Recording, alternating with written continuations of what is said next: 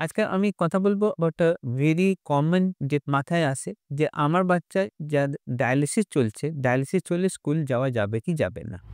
আমরা কিন্তু সবসময়ই এনকারেজ করি যে বাচ্চারা যাদের ডায়ালিসিস চলছে তাদের যেন স্কুলে কোনো হ্যাম্পার না হয়। ডায়ালিসিস যেমন আপনারা বোধহয় জানবেন ২ প্রকারের হয়। একটা পেটের ডায়ালিসিস হয় আর আরেকটা রক্তের ডায়ালিসিস হয়। পেটের ডায়ালিসিসে তো 100% স্কুল যাওয়া যায়। ওইভাবেই ডায়ালিসিসের প্রসেসটা করা হয়। পেটের মধ্যে ওইভাবেই জল দেওয়া হয় সো দ্যাট স্কুল টাইমটা যেন হ্যাম্পার না হয়। রক্তের ডায়ালিসিসে সপ্তাহে ৩ বার করে হাসপাতালে আসতে হয়।